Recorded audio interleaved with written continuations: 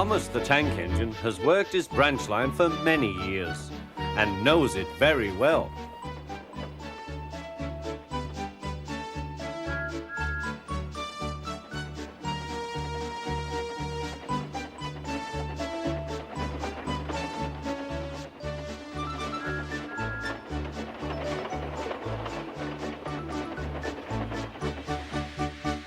You know just where to stop, Thomas, laughed his driver. You could almost manage it without me. Thomas had become conceited. He didn't realize his driver was joking. Later, he boasted to the others. Driver says I don't need him now. Don't be so daft, snorted Percy. I'd never go without my driver, said Toby earnestly. I'd be frightened.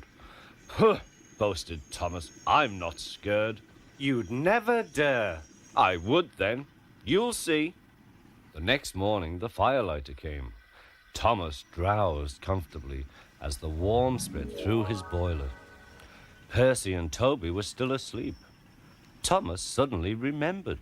Silly stick in the muds, he chuckled. I'll show them. Driver said I could manage without him. I'll just go out. Then I'll stop and wheesh.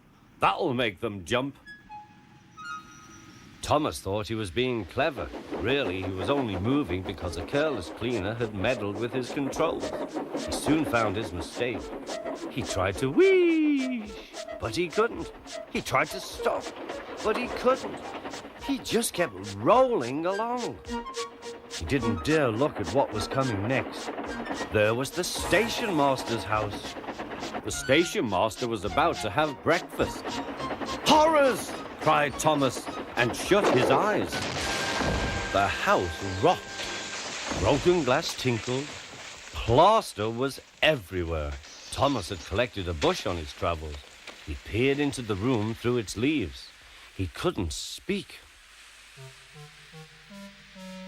The station master was furious. His wife picked up her plate. You miserable engine, she scolded. Just look what you've done to our breakfast. Now I shall have to cook some more. She banged the door. More plaster fell. This time it fell on Thomas. Thomas felt depressed.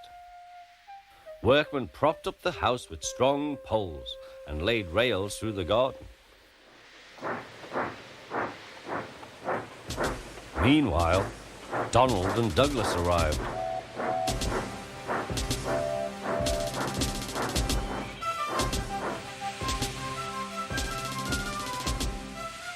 Don't fash yourself, Thomas.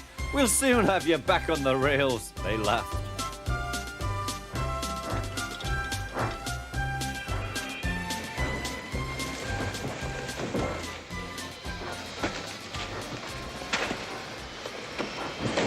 Donald and Douglas, puffing hard, managed to haul Thomas back to safety.